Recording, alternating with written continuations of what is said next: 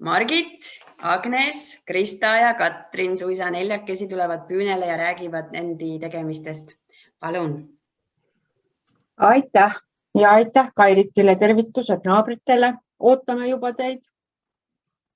Lilled veel, tulbid veel õitsevad muide, kui on huvi tulla see nädalavahetus või järgmine nädalavahetus. Olete teretulnud. Proovin siis jagada oma ekraani ja slaide ja siis kõik saavad sõna, kes meil siin Kahurväes täna kohal on.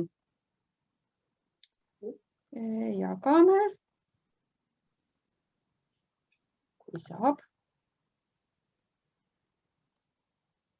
Kas tuli läbi? Ja, toimib. Tuli. Hästi. Algusest peale. Meid on siis täna 4, Agnes, Krista, Margit, Katrin ja just selles järjekorras saame ka sõna. Nii et Agnes, oled sa olemas? Olen täiesti olemas. Tere kõigile.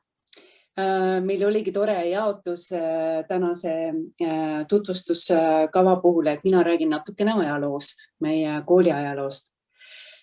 Meil on, pean kohe alustuseks ütlema seda, et me oleme tõesti väga unistatud sellega, et meil on nii äge juhtkond ja korraldustiim, et see on teinud läbi nende mitme aastate selle korraldamise väga toredaks ettevõtmiseks.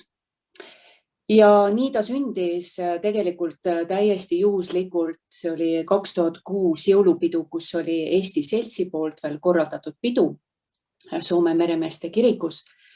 Ja seal oli tore kokkusattumus sellest, et oli üks tore grupp naisi, ettevõtlikke, noori emasid, noored emad ja sinna juurde tulid 2 asjalikku naist nagu Riina Hendriks ja Saima Hinno, kellel oli juba ametlikult plaan valmis, et me võiks midagi teha. Ja neil oli just see korralduslik pool, et teeme seltsi ja see osa üsna kaugele aetud.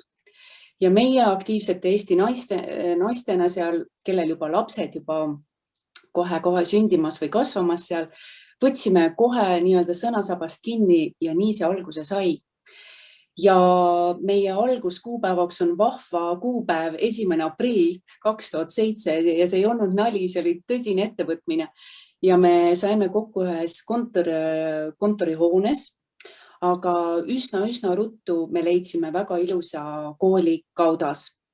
Ja meie selline tore koolielu hakkas sellise suure tempoga pihta ja meil tuli kogu aeg, meil on olnud mingi keskeltläbi 30 last.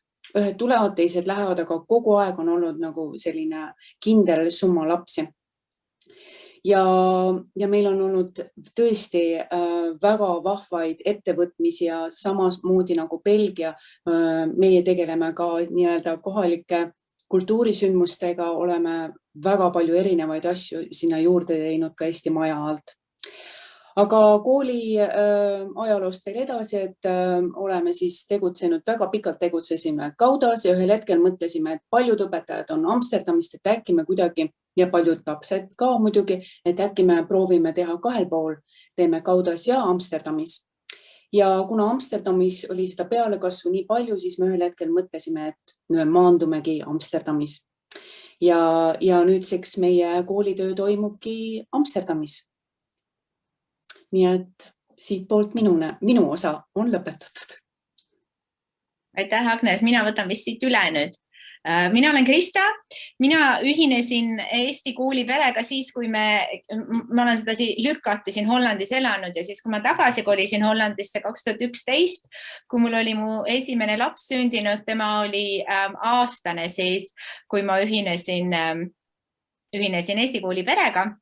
Alguses lihtsalt emmena ja siis ka natukene rohkem organisatsioonilise poole poolt ja mina tegelen praegu suures osas sellise administratsiooni poolega ja finantsi poolega ja aitan ja olen ka õpetaja ja nüüd siis täna natukene räägin sellest, et mis meil tänapäeval toimub. No praeguseks on minu elus läinud nii palju edasi, et mul on 4 last, kes kõik käivad rõõmsalt Eesti koolis.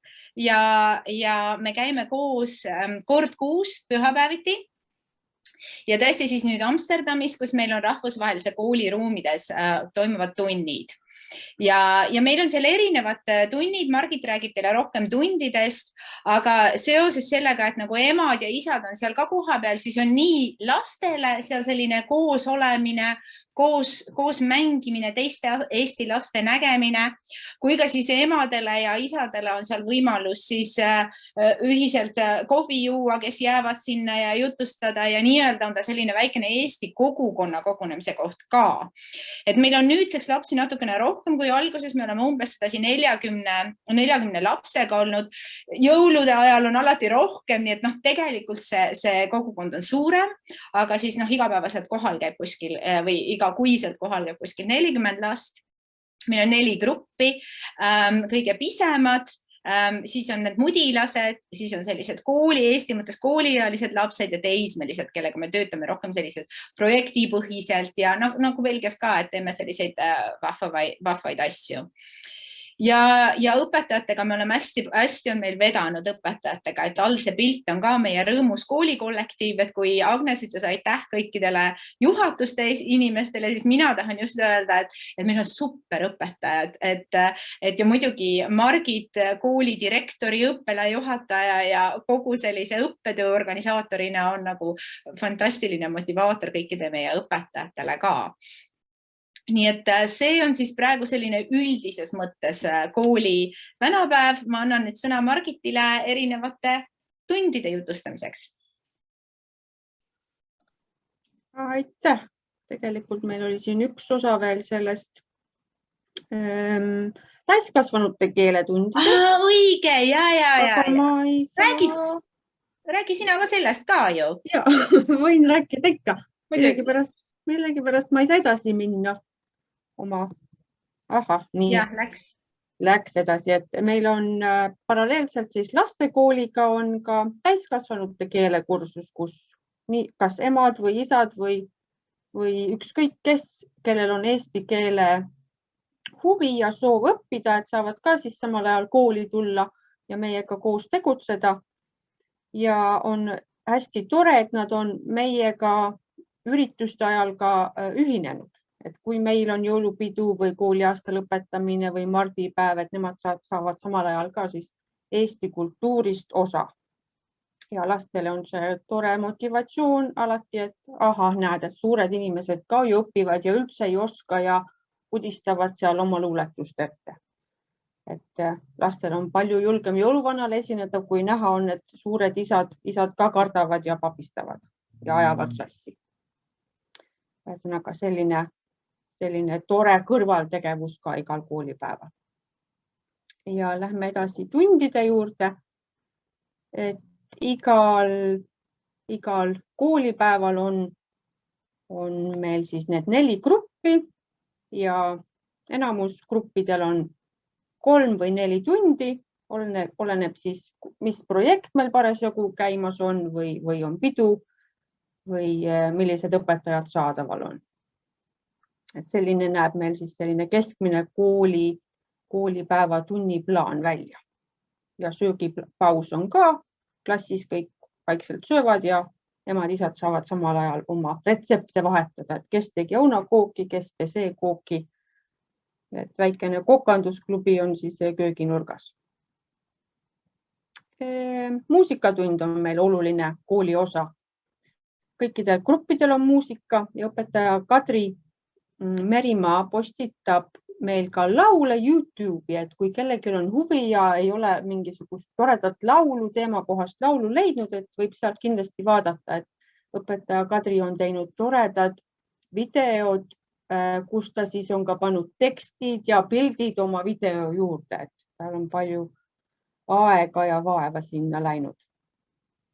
Tal on oma YouTube'i kanal ka ja õpetaja Kadri hästi armastab pille, et tema muidu on flamenco tantsija ja siis tema kasutab hästi palju rütmipille ja paljud neist on ka siis koolipäeva ajal valmistatud või topsid või muud esemed, millega rütmi saab lüüa.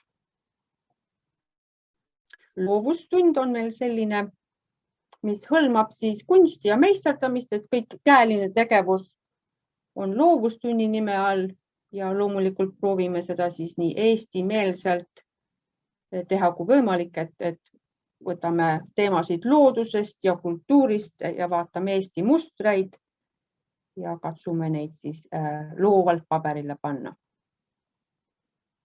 Liikumine kõikidel tundide, kõikidel gruppidel.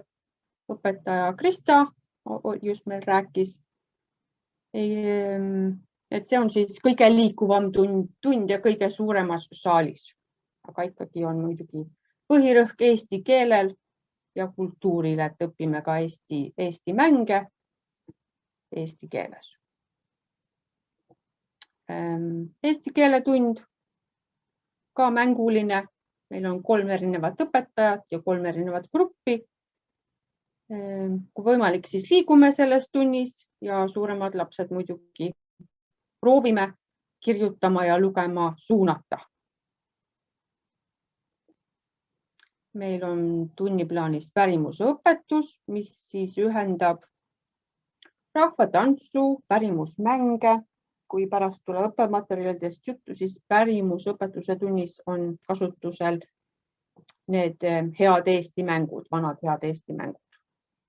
Ja kui meil parasjagu on tuuletütred majas, see on meil rahvatantsugrupp siis Hollandis, kui nemad samal ajal juhuslikult majas proovi teevad, siis saavad lapsed ka tihti nende juurde minna natukeseks, et siis proovida seda ühist tantsimist ja sellist rahvatantsu tunnet kätte saada.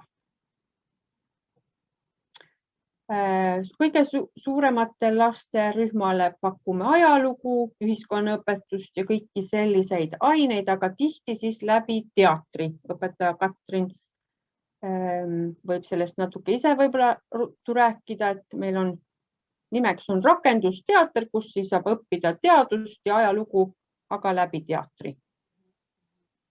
Natuke selgitan juurde, et näiteks, et kui meil oli ajalooprogramm, mis me tegime läbi 2 aastaga, et siis me mängisime põhimõtteliselt erinevaid ajaloo võitlusi näiteks läbi nagu teatrivormis, et kui oli näiteks Ümera lahing, siis me rääkime selle läbi ja siis me mängisime selle nagu reaalselt läbi, et osad olid siis sakslased klassist ja osad olid siis eestlased ja siis andsime neile lipud, et siis lapsed said nagu natuke nagu elavalt kaasa elada sellele erinevatele ajaloosündmustele, et see on see, mis see tähendab. Ja, aitäh. Ja edasi ongi meie ürituste ja traditsioonide osa. Meil on paar sõna ürituste ja traditsioonide kohta. Traditsioonid on meile tegelikult hästi olulised ja me alati üritame neid säilitada ja siis proovida lapsi ka hästi palju üritustesse ja traditsioonidesse kaasata. Ja paariks selliseks, ütleme, stabiilseks ürituseks on alati kujunenud kindlasti avaaktus ja lapsed saavad seal alati esineda. Siis on alati kõned, jagame aabitsaid, lastel on alati hästi selles suhtes suhteliselt ja rõõm, teeme pilte, sööme kooki, et see on selline nagu lõbus kooliaasta algus. Ja siis nagu ka Belgia koolis on meil ka Kadri ja mardipäeva tähistamine väga hinnas ja samas ka kooli sünnipäev, Eesti Vabariigi aastapäev sinna kõrvale ja väga armsaks on meile ka saanud jõulupidu ja jõululaat. Me teeme seal ka korraldame raamatulaata. Lapsed saavad asju natukene müüa, mis nad siis ise on valmistanud ja siis nagu ka mainiti eelpool juba, et kui vähegi võimalik, siis me ka kindlasti Eesti Vabariigi aastapäeva puhul või kooli avamise puhul alati üritame kas natuke laulda või hõlmame ka tuuletütreid, et saab natuke rahvatantsuga teha, et see on ka meie enda jaoks selline natukene nagu, kuidas ma ütlen, niisugune väljalaskmise outlet ka meile täiskasvanutele. Ja siis on meil käinud külas ka erinevad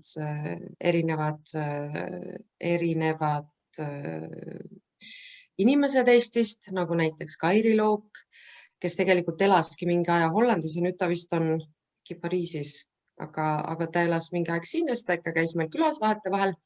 Lasteteater Trumm on meil käinud ja meil ongi hetkel tegelikult Lasteteatri Trummiga on veel projekt pooleli, mis kahjuks koroona tõttu on natukene nagu pidurdunud, aga me väga loodame, et Lasteteater Trumm saab ikka jälle meie juurde tulla.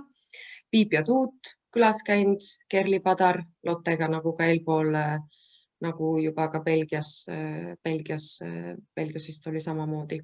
Andrus Kivirähk on käinud meil külas, Piret Raud, Aino Pervik ja kindlasti poisslastele kindlasti pakkus väga palju adrenaliini ka Marko Merits, jalgpallur, kes meid külastas ja iga kord, kui meil keegi siis tuleb külla, siis me alati üritame ka lastega selleks puhuks midagi kas ette valmistada või väike näidend, väike etendus, midagi sellist, et neil oleks ka nagu lõbus, et neid juba inimestega vaikselt juba ka ennem külaskäiku nagu kuidagi informeerida või kokku viia või puudutada neid.